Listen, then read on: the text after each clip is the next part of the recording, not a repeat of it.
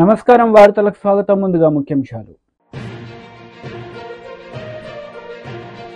మాజీ మంత్రి Harish Rao press meet, పలు అంశాలపై వివరణ.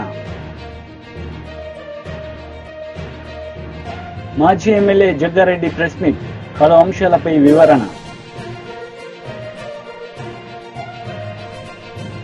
మాజీ మంత్రి హరీష్ రావు మీడియా సమావేశం నిర్వహించారు. ఈ సందర్భంగా పలు అంశాలపై ఆయన మాట్లాడారు. తెచ్చుకున్న అందరూ రైతులకు రుణమాఫీ చేసినప్పుడే రైతులకు న్యాయం జరుగుతుంది. ఇలాంటి షరతులు ప్రభుత్వం పెట్టడం ఇది తీవ్రంగా అన్యాయం. గతంలో బీఆర్ఎస్ పార్టీ రుణమాఫీ చేసిన నాడు మేము ఇలాంటి షరతులు పెట్టలేదు. కుటుంబము అనేటువంటి షరతు మేము పెట్టలేదు. రేషన్ కార్డు అనే షరతులు మా ప్రభుత్వం పెట్టలేదు. ఎవరు రుణం తెచ్చుకున్నా కూడా వారికి రైతును రైతుగా చూశాం. బ్యాంకులో అప్పు తెచ్చుకుంటే ఇచ్చిన మాట ప్రకారంగా ₹1,00,000 రుణమాఫీ బీఆర్ఎస్ ప్రభుత్వం చేసింది. రెండవది, పీఎం కిసాన్ డాటాను కూడా మేము అమలు చేస్తాం అని చెప్పి ఈ నిబంధనలో చాలా స్పష్టంగా చెప్పారు. 4.13లో ఏమంటారంటే, కేంద్ర ప్రభుత్వం అమలు చేసే పీఎం కిసాన్ మినహాయింపులను రాష్ట్ర ప్రభుత్వం వద్ద డేటా లభ్యంగా ఉన్నంత మేరకు మరియు ఆచరణాత్మకంగా అమలు చేయడం వీలైనంత వరకు పరిగణలోకి తీసుకోబడుతుంది. ఇప్పటికే పేపర్ల లీక్లు వచ్చినాయి. మేము కేంద్ర ప్రభుత్వం నుంచి ఇన్కమ్ ట్యాక్స్ కట్టోళ్ళు తెప్పించినాం, మేము ఉద్యోగుల డేటా తెప్పించినాం, పీఎం కిసాన్ నిబంధనలన్నీ కూడా తెప్పించుకున్నాం. అంటే మీరు ఏం చెప్పదలుచుకున్నారు? పీఎం కిసాన్ నిబంధనలను వర్తింపజేసి రాష్ట్రంలో సగానికి సగం రైతులకు రుణమాఫీ లేకుండా ఎగ్గొట్టే ప్రయత్నం. మీకు ఇంకా బాగా అర్థం కావడానికి ఒక చిన్న ఉదాహరణ చెప్తాను. రైతు బంధు కింద మన రాష్ట్రంలో రైతు బంధు పొందిన రైతులు ఎందరు అంటే 68,99,079 మంది రైతులకు రైతు బంధు వచ్చింది. పీఎం కిసాన్ ఎంతమందికి వచ్చింది? 30,36,000 మందికి పీఎం కిసాన్ వచ్చింది. అంటే సగం మంది కూడా రాలేదు. అంటే దాదాపు 69 లక్షల మంది రైతు బంధు వస్తే 30 లక్షల మందికి మాత్రమే పీఎం కిసాన్ వచ్చింది. అంటే 39 లక్షల మంది రైతులు ఎగిరిపోయినట్టే కదా. పీఎం కిసాన్ నిబంధనలు అమలు చేయడం అంటే 39 లక్షల మంది రైతులకు రుణమాఫీకి దూరం చేయడమే. రైతు బంధు అందుకున్నది 69 లక్షలు అయితే పీఎం కిసాన్ అందుకున్నది 30 లక్షలు. పీఎం కిసాన్ నిబంధనలు అమలు చేస్తాము అంటే 39 లక్షల మంది రైతులు రుణమాఫీకి అర్హత కోల్పోతా ఉన్నారు. అదేవిధంగా మీరు డబ్బులో చూడండి.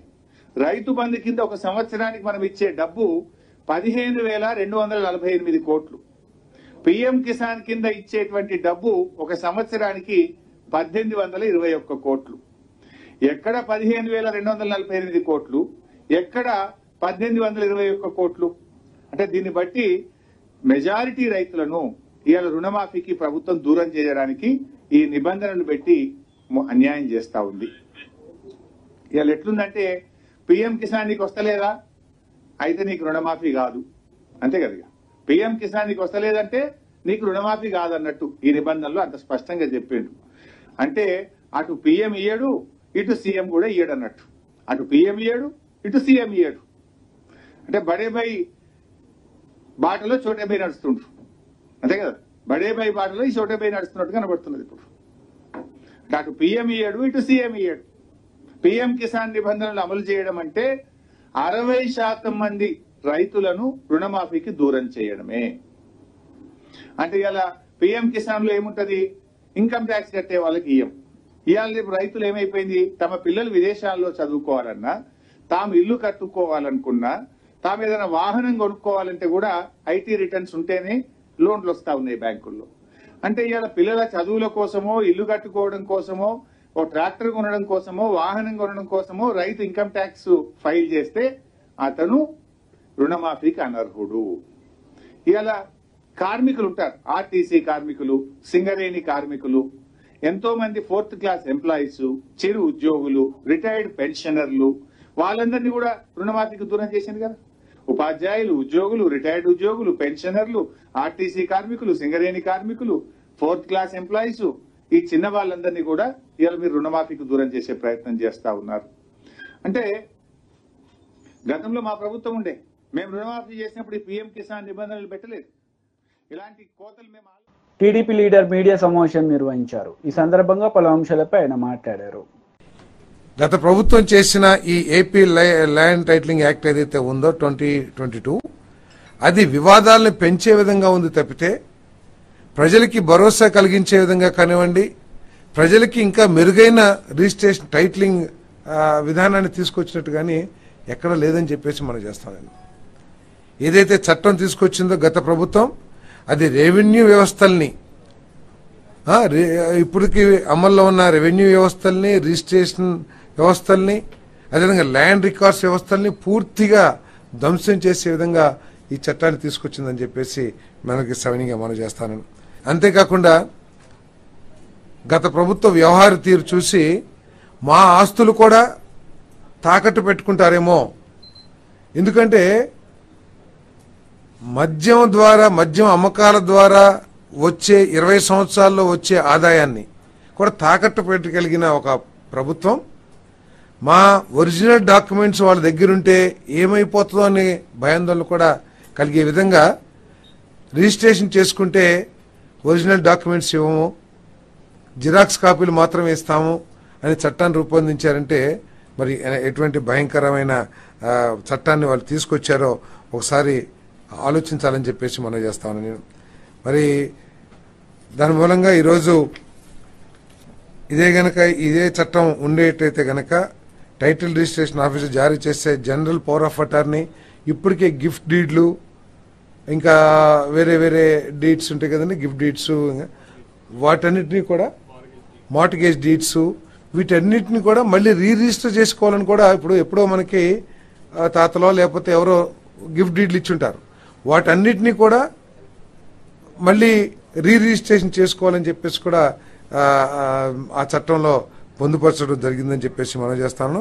మరి ఆ చట్టం మూలంగా ప్రజల ఆస్తులకి రక్షణ లేదని చెప్పేసి భావించి మరి ఎవరైనా సరే చిన్న కంప్లైంట్ ఇస్తే, ఎందుకంటే టైటిలింగ్ రిజిస్టర్ ఆఫీసర్గా ఒక ప్రభుత్వ అధికారి, ఉన్నతాధికారి పనిచేస్తాడని చెప్పని చట్టం రేపు ప్రభుత్వం నామినేటెడ్ విధానం ద్వారా ఇస్తే, అదే ఎవరొకళ్ళు ఉద్దేశపూర్వకంగా ఇబ్బంది పెట్టాలనే ఉద్దేశంతో రాజకీయ కారణాలతో ఆ ఆస్తిని వివాదాస్పదం చేస్తే ఎటువంటి దిక్కులేని పరిస్థితి ఉండేదని చెప్పేసి మనం చేస్తాను. ఆ వివాదాన్ని పరిష్కరించడానికి ఎటువంటి మళ్ళీ ఆర్డీఓనో లేకపోతే లోవర్ కోర్ట్సో లేకోకుండా నేరుగా హైకోర్టుకి వెళ్ళాలంటే ఎటువంటి ఇబ్బంది ఉండేదో కూడా ఒకసారి ఆలోచించామని చెప్పేసి మనం చేస్తాను. దానికోసం ఈరోజు మరి ఆ చట్టాన్ని రద్దు చేసామని చెప్పేసి కూడా మరి చంద్రబాబు నాయుడు గారి ప్రభుత్వం, కూటమి ప్రభుత్వం ఈరోజు చంద్రబాబు నాయుడు గారు, పవన్ కళ్యాణ్ గారు నాయకత్వంలో దీన్ని ఆంధ్రప్రదేశ్ కేబినెట్ రద్దు చేయడం జరిగిందని చెప్పేసి మనం చేస్తాము. వైసీపీ లీడర్ పేర్నినాని మీడియా సమావేశం నిర్వహించారు. ఈ సందర్భంగా పలు అంశాలపై ఆయన మాట్లాడారు. దోచుకున్నారని చెప్పి చంద్రబాబు నాయుడు గారు ఒక బురదేశే కార్యక్రమాన్ని, విషం చిమ్మే కార్యక్రమాన్ని నిన్న తెరలు తీశాడు ఆయన. నేను చంద్రబాబు నాయుడు గారిని ఛాలెంజ్ చేస్తాను. నీ గవర్నమెంట్ నీ చేతిలో ఉంది చంద్రబాబు నాయుడు గారు. ఎవరి పేరు మేంచి ఎవరి పేరు మీదకి ఆ ఫీల్డ్ ఫ్రీ హోల్డ్ ల్యాండ్ బదిలీ అయింది. ఏ వైఎస్ఆర్ కాంగ్రెస్ పార్టీ ఎమ్మెల్యే, ఏ వైఎస్ఆర్ కాంగ్రెస్ పార్టీ మంత్రి, ఏ వైఎస్ఆర్ కాంగ్రెస్ పార్టీ నాయకుడు దళితుల భూముల్ని ఫ్రీ హోల్డ్ చేశాక బదలాయింపు చేసుకున్నాడు? చేయి, రుజువు చేయి. నీకు చేతనైతే, నీలో నిజాయితీ ఉంటే చంద్రబాబు నాయుడు గారు, మీలో నిజాయితీ ఉంటే, మీలో చిత్తశుద్ధి ఉంటే, నిజంగా నువ్వు 40 ఏళ్ల ఇండస్ట్రీ, 14 ఏళ్ల అనుభవం ఉన్నాడైతే, జగన్మోహన్ రెడ్డి గారు ఏదైతే దళితులకి 20 సంవత్సరాల భయపడి ఎవరైతే అనుభవిస్తున్నారో ప్రభుత్వ భూమిని అసైన్మెంట్ ద్వారా ఆ వంశీకులకి లేకపోతే వారి వారసులకి ఆ భూమిని సొంత ఆస్తిగా చేసినటువంటి జీవో ప్రకారం ఆ భూమి ఎక్కడైనా ఎవరి పేరు మీదైనా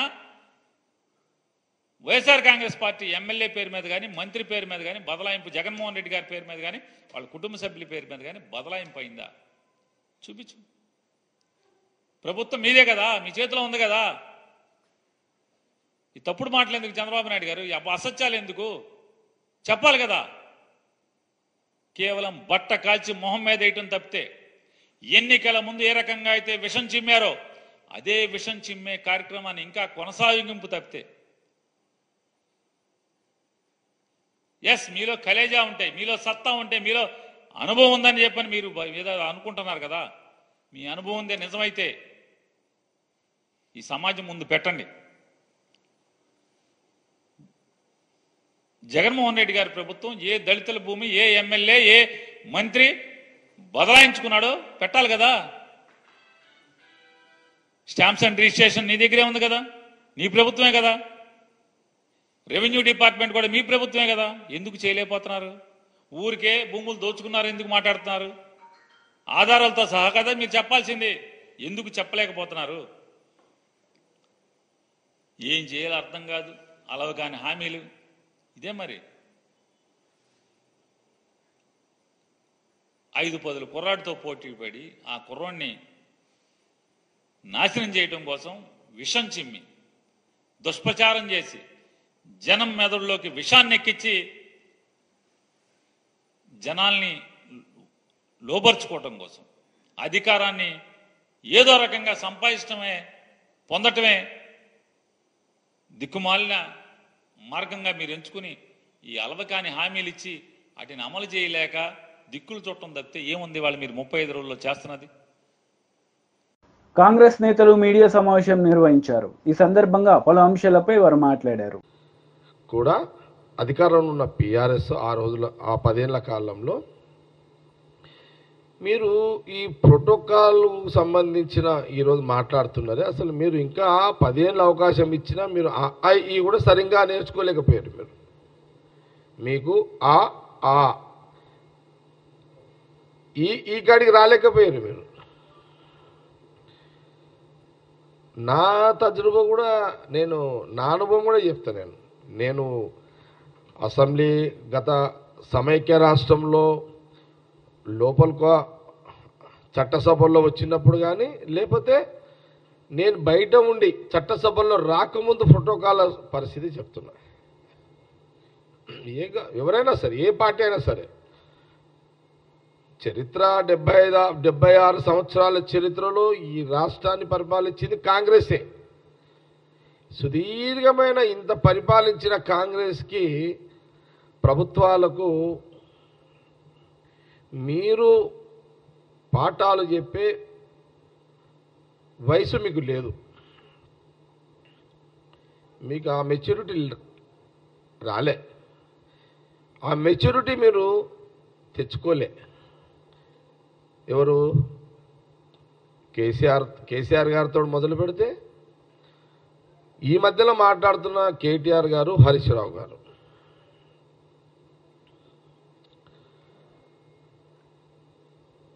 ఈ మధ్యలో ఫోటో మనం సమైక్య రాష్ట్రంలో కూడా నేను ఆ రోజులలో టీడీపీ గవర్నమెంట్ ఉన్నప్పుడు నేను వేరే పార్టీ, అప్పుడు మున్సిపల్ చైర్మన్ ఉన్నా.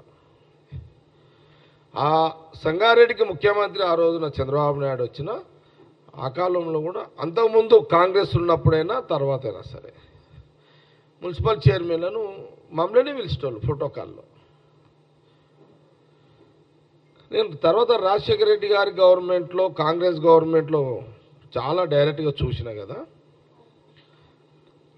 అపోజిషన్ పార్టీ ఎమ్మెల్యేలకు 1 గంట 2 గంటలు అపోజిషన్ పార్టీ ఎమ్మెల్యేలు అంటే అపోజిషన్ పార్టీ సంబంధించిన సపోజు సిపిఎం ఒక్కోసారి ఎమ్మెల్యే లేరు అనుకో, వాళ్ళు కాంగ్రెస్ గవర్నమెంట్లో ఒక పార్టీ ప్రోటోకాల్ సిస్టంలో కూడా ఆ రోజు రాజశేఖర రెడ్డి గారు ముఖ్యమంత్రిగా, రోషయ్య గారు, కిరణ్ కుమార్ రెడ్డి గారు కూడా ఈ ప్రోటోకాల్, రాజకీయమైన ప్రోటోకాల్ కూడా కాంగ్రెస్ ప్రభుత్వం పాటించింది.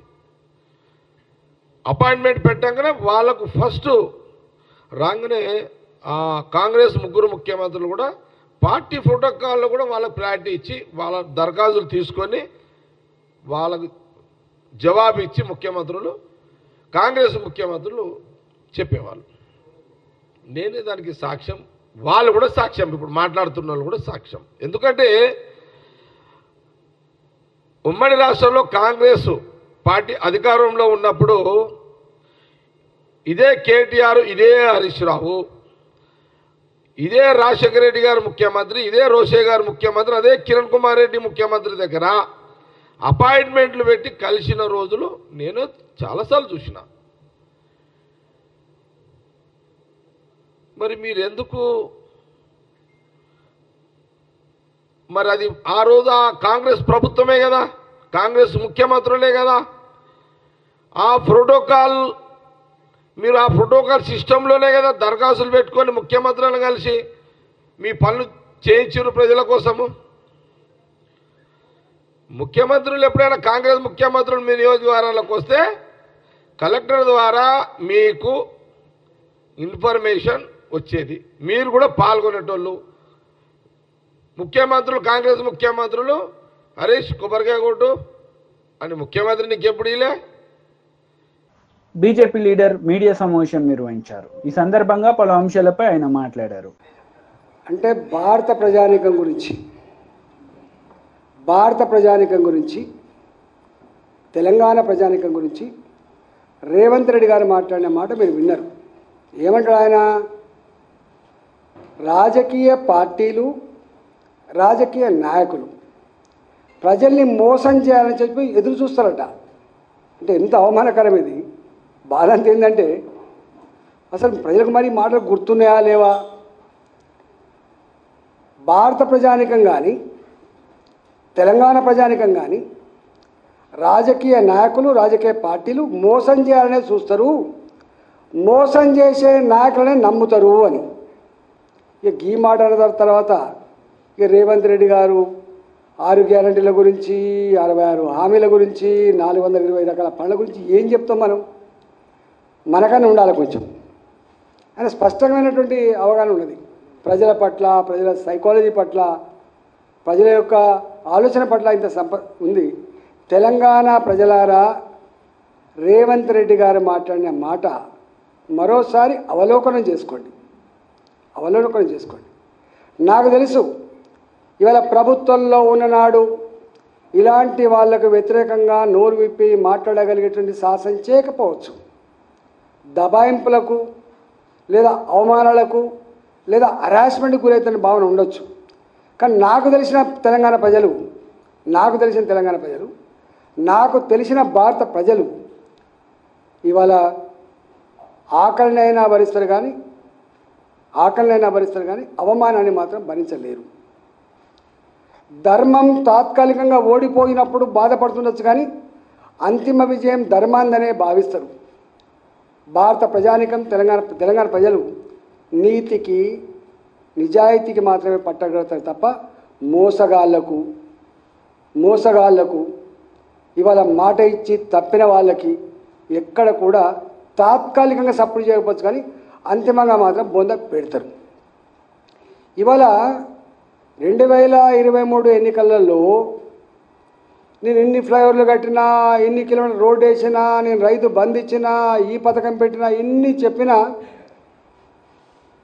చెప్పే మాటకు చేసే పనికి పొంతన లేదని చెప్పి భావించింది. కాబట్టి విశ్వసనీయత లేని ప్రభుత్వం, విశ్వసనీయత లేని నాయకుడు అని చెప్పి బొందబెట్టి తీసుకొచ్చి ఇవాళ ఒక్క మాట చెప్పాలంటే ఒక్క రైతాంగం కాదు, తెలంగాణలో ఉంటుండే అన్ని వర్గాల ప్రజలు కూడా ఇవాళ మాట్లాడుకున్న మాట ఏంటంటే మోసగించబడ్డం మరోసారి, దగా చేయబడ్డం మరోసారి. ఎక్కడ పోయినా అదే మాట్లాడుతుంది. మేము తిరుగుతున్నప్పుడు అధికారంలో ఉన్న వాళ్లకు అద్దాల మెడలో కూర్చొని ఉంటారు కాబట్టి వాళ్ళకు ఏం కనబడవు.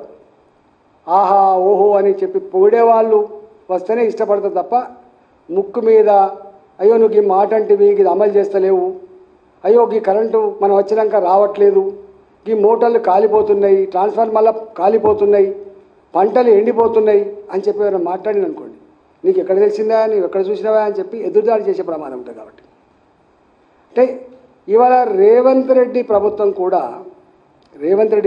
కూడా అద్దాల మెడలో కూర్చొని నాకు 5 ఏళ్ళు అధికారం ఇచ్చిండ్రు, నేను ఏమైనా చేసుకుంటా, బ్లాంక్ చెక్ ఇచ్చినటువంటి అహంకారం తప్ప ఇంకోటి కాదు. నేను ఒకటి స్టేట్కి అడుగుతున్నా, తెల్ల రేషన్ కార్డు ప్రామాణికం అంటున్నాను. తెల్ల రేషన్ కార్డుకి ఎవరికి వస్తుంది? చదువుకున్నాడా ఎప్పుడైనా? రేవంత్ రెడ్డి గారు చదువుకున్నావాను. 3.5 ఎకరాల తరి పొలం, 7 ఎకరాల కుష్కి పొలం, ఇది ఉన్న వాళ్ళకు మాత్రమే తెల్ల రేషన్ కార్డు వస్తుంది. 3.5 ఎకరాల పొలం కంటే ఎక్కువ పొలం ఉన్న వాళ్ళకు రాష్ట్ర రేషన్ కార్డు రాదు. 7 ఎకరాల పైబడి భూమి ఉంటే రాదు. రెండవది 10 ఏళ్ళు అవుతుంది. నేను కూడా మన మంత్రిగా ఉన్నప్పుడు మా ముఖ్యమంత్రి గారు చెప్పినాం అన్నాడు, తెల్ల రేషన్ కార్డు ఇవ్వక 10 ఏళ్ళు అవుతుంది.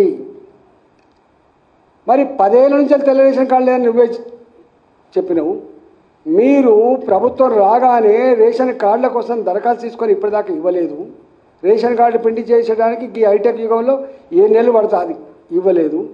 అంటే రేషన్ కార్డు, తెల్ల రేషన్ కార్డు రావడానికి 3.5 ఎకరాలే, అంటే 3.5 ఎకరాల పైబడి తరి పొలం ఉన్న వాళ్ళకు రేషన్ కార్డు ఉండదు కాబట్టి రుణమాఫీ చెయ్యవు. 7 ఎకరాల మెట్ట భూమి ఉంటే రేషన్ కార్డు రాదు కాబట్టి అంతకంటే ఎక్కువ ఉంటే నువ్వు దీనికి ఇవ్వవు. రేషన్ కార్డు కొత్త వాళ్ళకు 10 ఏళ్ళ నుంచి వెళ్ళి వస్తలేవు కాబట్టి కుటుంబ. వార్తలు ముగించే ముందు ముఖ్యాంశాలు మరోసారి. మాజీ మంత్రి హరీష్ రావు ప్రెస్ మీట్, పలు అంశాలపై వివరణ. మాజీ ఎమ్మెల్యే జగ్గారెడ్డి ప్రెస్ మీట్, పలు అంశాలపై వివరణ. ఈ వార్తలు ఇంతటితో సమాప్తం. తిరిగి ప్రసారమయ్యే వార్తలు మళ్ళీ కలుద్దాం. అంతవరకు సెలవు. నమస్తే.